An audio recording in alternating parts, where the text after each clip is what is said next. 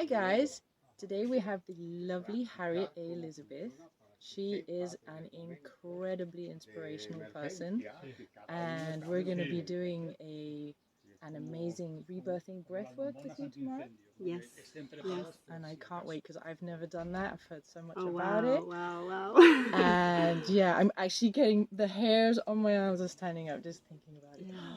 Yeah. Great. So, of course, you're not from here. Where do you come from? I'm from Sweden, but I've been living many years in Spain. What made you come here? Well, I came to Spain 25 years ago with the father of my children, and it was really because his business pulled us to come and stay and live in Spain. Or rather, he was going to come and stay and live in Spain, and he was going to commune back and forth. And I was at the point in my life where I was a photographer at the time, and having two small children. And at that time, having two small children, and when you have a deadline as a photographer in a studio, like for a newspaper or something, then it was darkroom work. This was before the digital, right? So you stand all night. Yes. You stand all night to be able to deliver at 4 o'clock the following day if you had a deadline. And I just came to a point where I'm tired. I don't want to do this anymore, or I need a break. So I said, why don't we all move to Spain and take a couple of years? And of course, those couple of years ended up being a lifetime. Wow. Yeah, there's Yes. something about Spain. Once you come, that's it. Yes. You're hooked. Yes. Yeah. Okay, so you do other things as well, not just the breath work. What can you elaborate on some of the things So you I do shamanic influence. I don't want to call myself a shaman. It's too big of a word in a way. It is, but it is very much influenced by shamanism. I do meditations and energy work where you really are connecting deeply with Mother Earth, using all the elements and the spirit worlds that are in the 4 different directions, and all the different spirit animals, etc., calling in spirits to support and help journeys, guided meditational journeys, etc. And then one-on-one healings, which I actually say I'm doing less and less of, and especially lately, because I am really diving deeply now into the breath work. I feel like I started doing I've been doing breath work in my meditation journeys before, but not like really specifically only breath work, which I do now. I would do like breath work, and then it would go into a deep meditation supported with drums and music and energy work around the people, which is really, really awesome as well. But since I started go into transformational breath work, I just find it so potent and so powerful. And I just really want to focus on that, because I came to a point this summer myself when I felt like, I intuitively just felt like that this is what humanity needs. We need to connect with our body. We need to connect deeply with, it's the breath, it's the breath, it's the breath, it's the breathing. 3, 2, 1. Deep into your belly, into your chest, release and let go.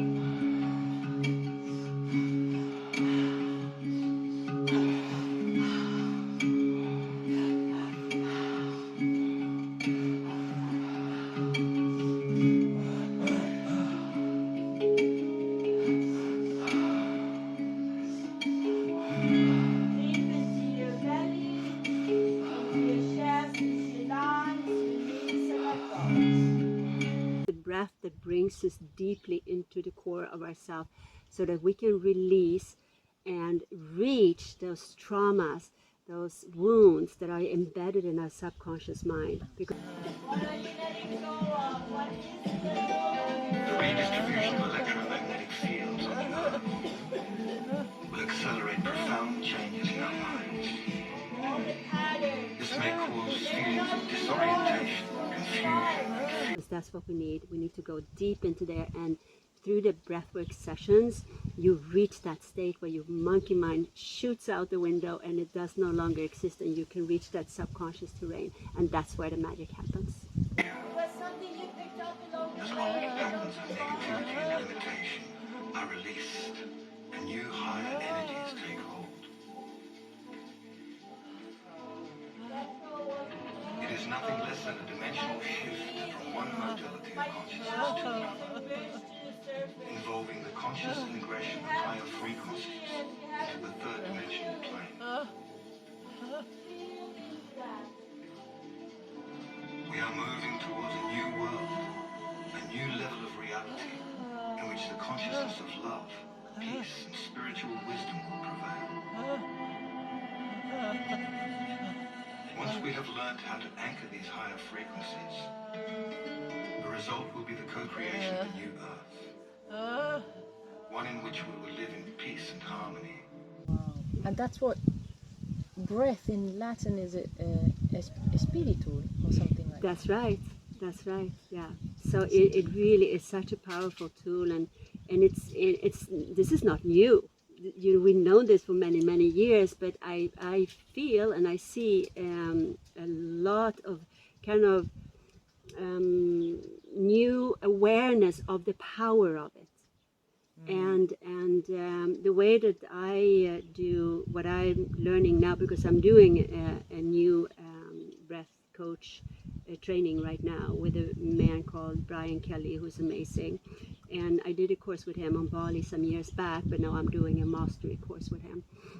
And it's all supported with very intense and very intentionally music, a playlist that is very intentionally of the words, the lyrics, the music, where it takes you. Wow. So with very strong music, and then with my voice guiding and going into different stages, it is so powerful, and it's so mind-blowing, the breakthroughs that you see the participants have. So I love it. And then I want you to put a big smile on your face. Like really wipe it from ear to ear. The biggest smile that you've ever conquered. Make a big grin. A really big grin. And then you're going to start laughing. Any sharings, feel free. There was something coming out of my hand. Yeah, mine too. And the back of my legs and my feet. Why the back of my legs? You got a lot of energy around it. But there's a lot of stagnation in your knees and in your yes. So you're removing that energy. Wow. Oh my god. Okay, so has it been a struggle to become who you are today? Let me say like this. It's I had, yes, in short, yes, but at the same time, no, because once you are on this path and of wanting to just discover more of yourself, peeling off deeper and deeper, going deeper into each layer, peeling off layer after layer after layer, always hitting a next one, and you think that, oh my God, I'm done with this. Why is this coming up again? Like onions. It really is, and we know that. But it is that because you know so deeply in yourself that there is so much more to me than what is coming out, so you would become so determined on continuing. You don't want to stop. So then it is, in a way, it's a struggle, but at the same time, it's a desire of wanting to reach more of yourself, so that you can express yourself, become more of who you are, be of bigger and more impactful service to others, because that's what it's all about for me.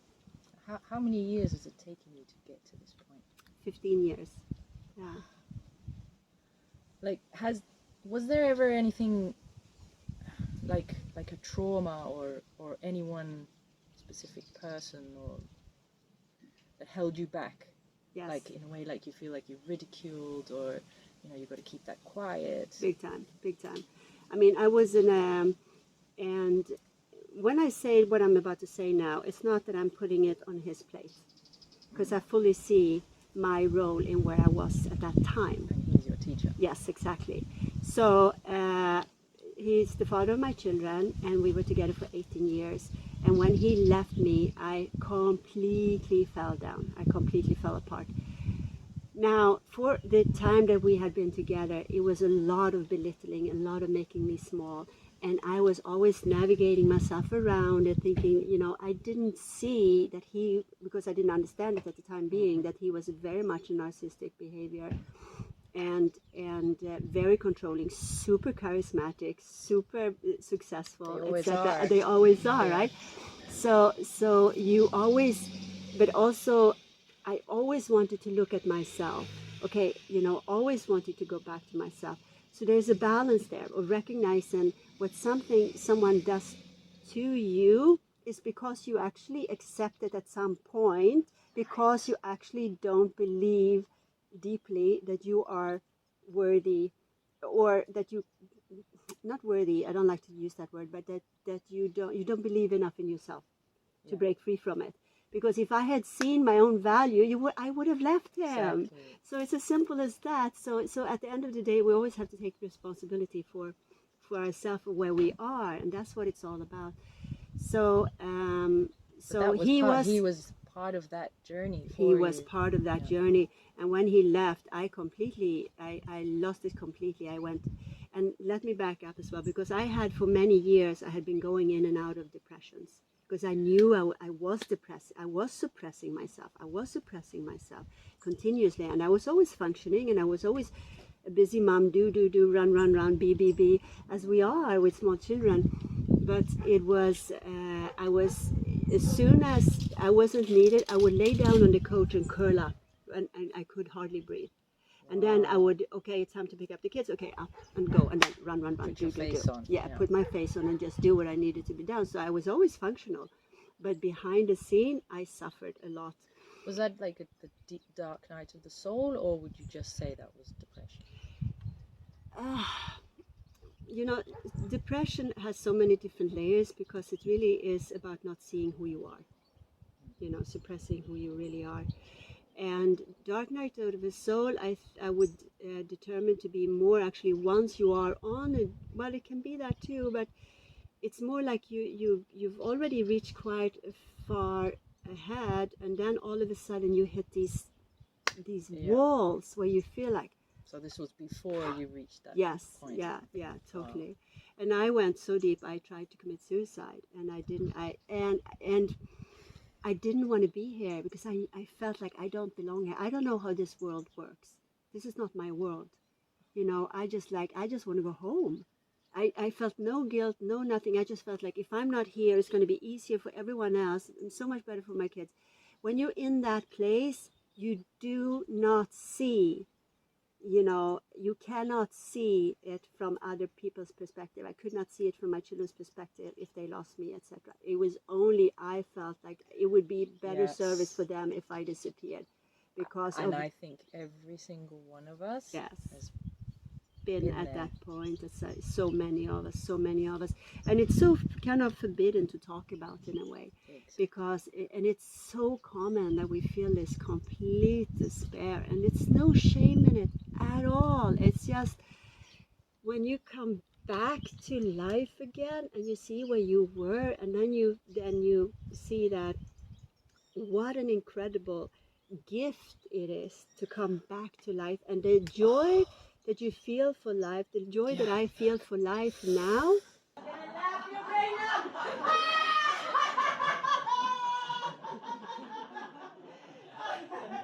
You gotta force it until it just doesn't have the choice but to come out, right out of the core of you.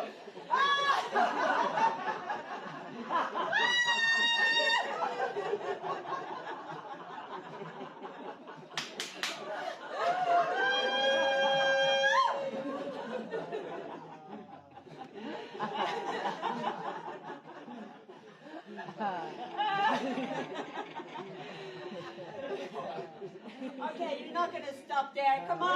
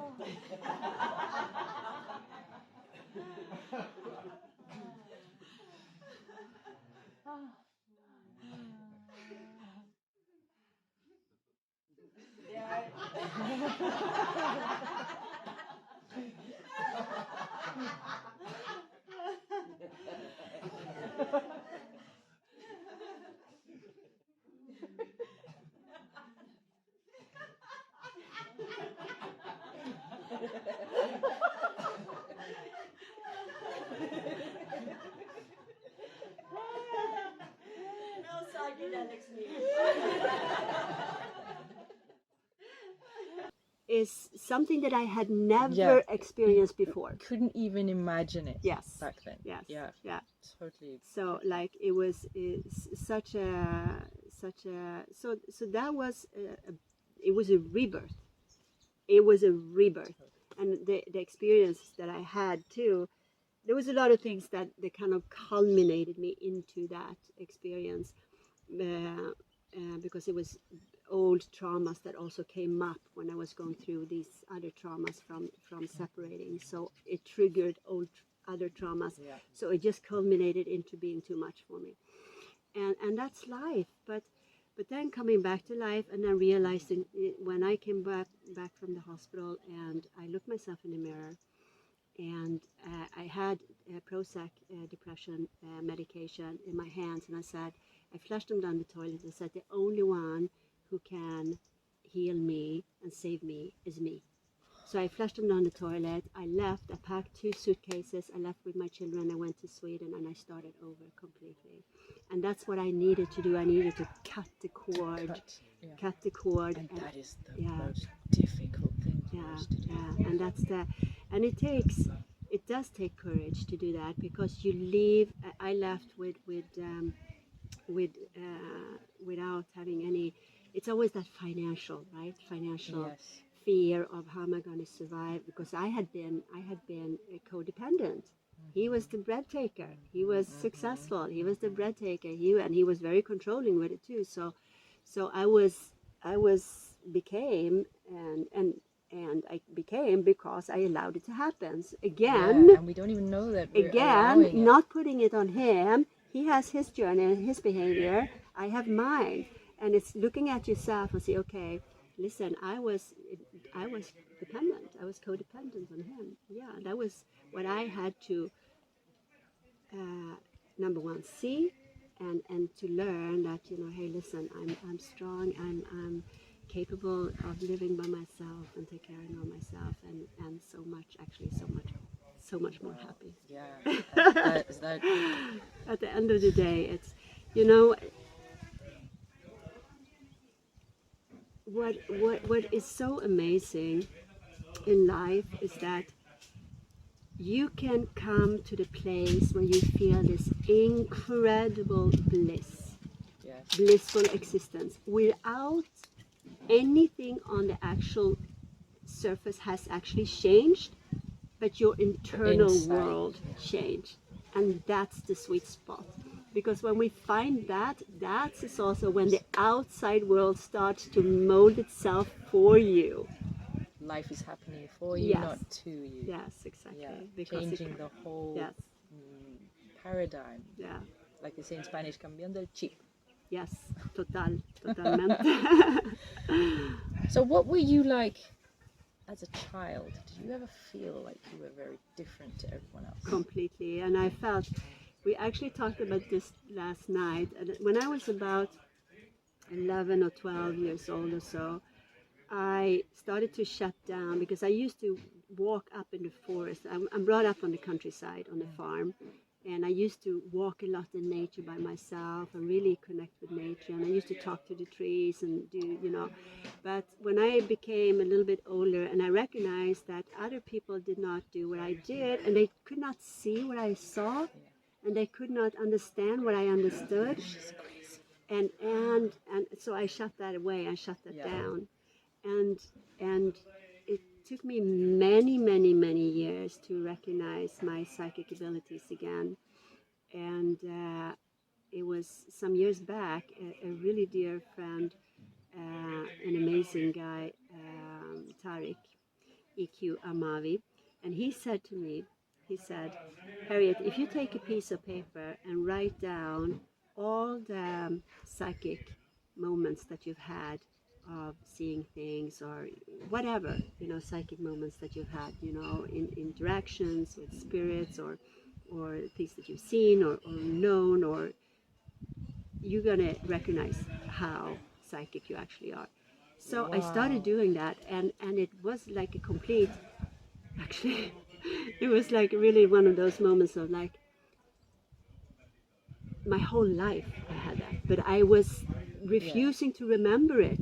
Blocking it out. I was blocking out to remember that, yes, I have this. So that's and we like all a trauma. have it. Yes, completely, yeah. Like, I'm different. I can't be different. Yeah. I need to be accepted, to be loved. Yeah. Yeah, that seems to be a very common thing. Very common. with us, Plus, I also believe, and I know that it also lays very much from our previous lifetimes, that when we have been very much burnt and suffered tremendously because of our It's gifts. called the persecutionist block or something like that. Yeah, it's it possible, carries on, stays with us. It stays with our us, life. yeah. Really, our ancestral heritage, we carry with us 12 generations, it's 12 generations back. So whatever we've experienced in those generations, we carry it with us. And that is another thing, that when you reach that from a conscious mind, you cannot. And that's why that brings us back to the breath work, because when you go into deep transformational breath work sessions, you can reach that subconscious. Absolutely. Yeah. How old were you when you realized that something wasn't right with this world that we live in?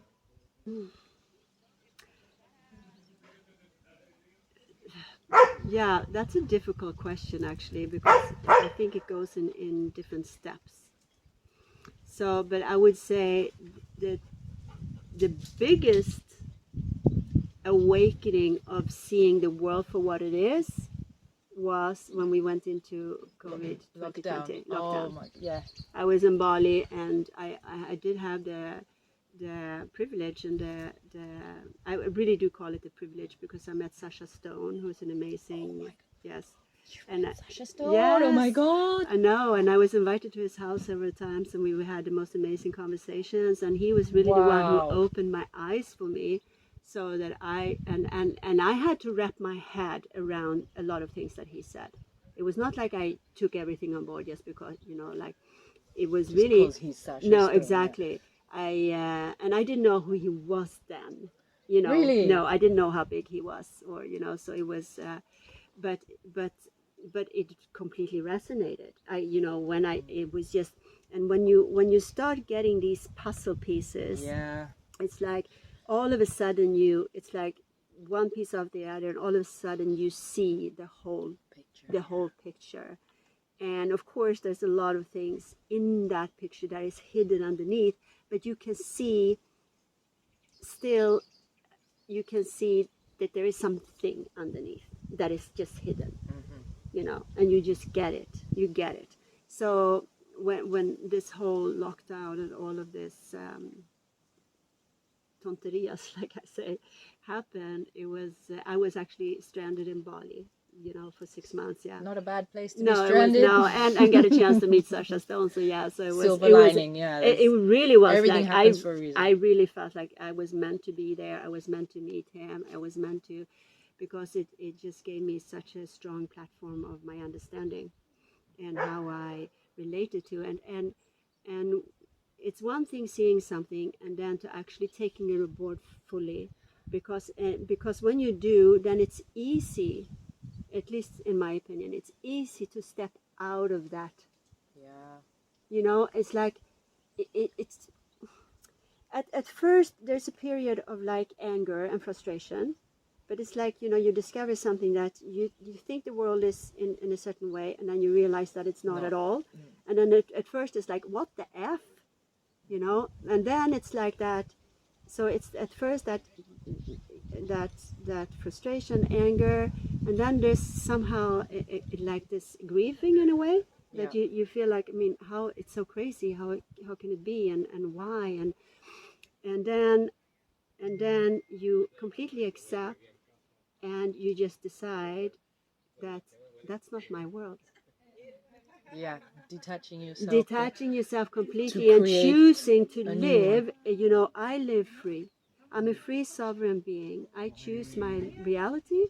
I choose how I look at the world, and I stand up. I don't fall into of course the TV is media is completely Yeah, out the window. It's been for many years actually for me, but the Matrix. the matrix, like really the matrix, you just simply choose away from it, and it really is as simple as that. So that this, and I'm sure that you resonate with this, that you can even very often you walk down the street or you're going to a mall and or something, or where there's a lot of people, and you look at, all of a sudden you stop and you look and you feel like, wow, I'm not even in it. You feel like you're not even in it. You really feel like you're watching a movie or something. Yeah. It's bizarre. Like a hologram. Yeah, it's really interesting, and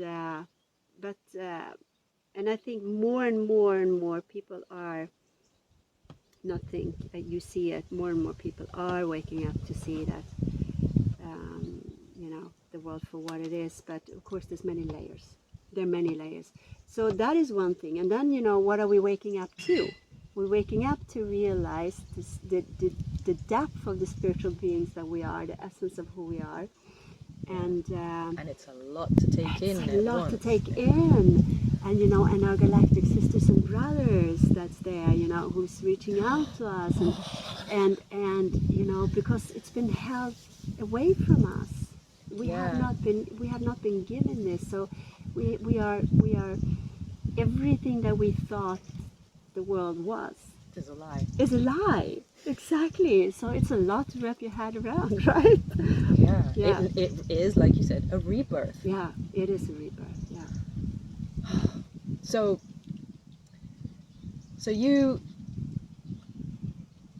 you honestly believe that you're on the right path. So do you see signs like I see a lot of 7/7s, 3/3/3s, 8/8/8s? Yes, my God. It's like I actually made a post about that some time ago, because it was one day I woke up 7:07, then I saw 8:8, then it was 9:9, then it was 10:10, 11. It was every hour right. Every time I looked at the clock, it was a repeated number, you know. And then it was, you know, 14:44 and 15:55, and yes, it's crazy. But so what would you do when you see those? How do you feel? It just makes me feel really that I know that everything's okay. It's like a message, confirmation. It's a confirmation. It's a confirmation that we are on the right path. You are on the right path. What you're doing is, you know, you're moving in the right direction. Yes. With your inner work, with yourself, and it's that little. It's like they're cheering you on. You know, like go, like, look go, here, keep going. there you go. go. Exactly. Yay, you saw it. Yeah, it is. But there's a lot of that. Yeah. I've been seeing a lot of 3/3/3 lately, and that means it's a reminder for me that I am the creator of my reality. Yes. And I can choose to be in a good mood, and I can choose to be in a bad mood. I can choose to let that person annoy me, and I can choose to just be on my high vibration. Yeah. And it's so easy to forget that. Yeah. So it's like they're saying to me, Celeste, hello. Yeah, 3/3/3. exactly. Yeah. Yeah. Okay. Yeah, that's right. Thank you. Yeah, exactly. Yeah, it is a beautiful reminder of number one, that they're there. Yes. You're right? not alone. You're not alone. You came here for a reason. Exactly. Yeah. And they've got your back. Yeah, they got your back. And it's powerful. It is powerful. It is. Even on the way here, I was like, okay, thank you. Do you ever doubt yourself? your abilities. Yeah, of course I do. You know, I think it's just part of the human experience that we have that. And what's important that we do is, and in anything, and actually I'm going to give you a good example, because I had something that came up for me last week with a friend of mine who does body scans. And what he saw in me, he saw that I still had strings of this fight and flight constantly in me, and that is from fear of not having enough, you know, like financial struggle, lack, you know, lack and scarcity. And I'm like, really? But the thing is that we can think that we're over something, but we can be, you know, we are bypassing. We're bypassing it. It's there. So it was very evident that he could see that energetically in me. And what it brought up in me, that he saw it, of course, it brought it up to the surface, which it had to do. So for 2 days, I was in so much fear. And it was like, but this is the beauty. We have to feel that. Yeah. You have to allow that to come up, to It's the healing, feel it. That's how you heal it, by actually allowing it to be there, to feel fully into it, and then you love it. You love the fear, because the fear is showing you something, and then it resolves, and it, you know, and it's just allowing the process to happen, to not suppress it, to not bypassing by the total skipping. opposite of what we're told. Like, Yes. boys, don't cry, be a man. Yes, yeah, and everything is designed for us to not actually feel. Everything is designed for us to bring our awareness outside of ourselves, instead of listening to that internal voice where we have all the answers and all the wisdom is there for all of us. Yeah, you're definitely on the right track. Yeah. Have you ever watched a particular movie that has sort of made your eyes go, oh my god, they are outright telling you what this reality is all about, but the person sitting next to me does not see it? Like, for me, it was The Matrix, a movie called Free Guy. Have you seen that? No, I haven't. Oh my, Yeah. it's a new movie. It's just come out. All right, I gotta see that. What's it called? Free Guy. Free Guy. So he's a guy who's actually an NPC, a non-playing character in a video game. Yeah. And he's got the same lines to say, that he goes to the same place every day, and then one day he realizes, wait, I'm gonna change this. Yeah. And he changes his life, and it's just, his life becomes incredible because he realizes, he wakes up. Yeah. So yeah, Free Guy, you watch that. Oh, I gotta watch that. And another one for me was Indiana Jones and the Temple of Doom, where he's got to imagine that the bridge is there before he can step on it and cross over. Have you seen that? Yes, that's true. Yeah. That totally flipped. You got to see it to believe it, to know you have to believe it to see it. Yeah. And I'm sitting there, I'm like, am I the only one getting this? Yeah. Very interesting. It is, you know, it really is that you cannot see what you are not ready to see. You can lead a horse to water, but you can't make it drink. Yes. So it really is. And the answer to your question, which movie, it would be also The Matrix. Yeah, definitely. And if I think about it, I would probably find other movies too, but I can't think of anything in particular right now that comes to mind. But definitely The Matrix. Yeah. Definitely. Yeah. That was probably the first one. Yeah. Okay, do you have a message for humanity? We're on the right track.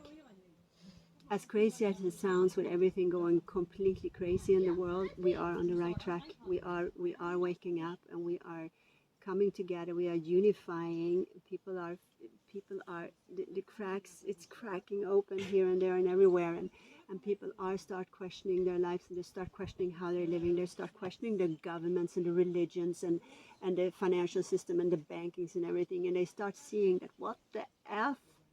I've been completely fooled.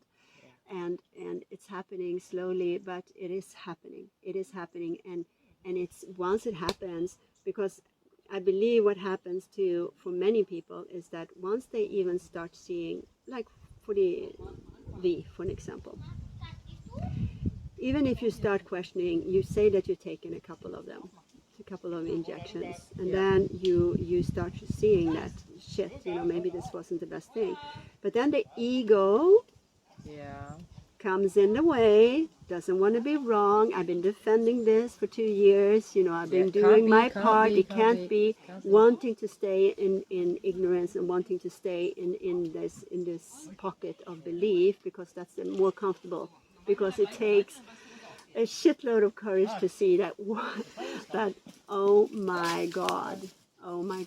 So yes, but we got this. They don't have a chance. The light is already winning. You don't know how happy it makes me to hear something like that from somebody else. Yeah. Well, thank you so much, Harriet. This has so been welcome. absolutely amazing.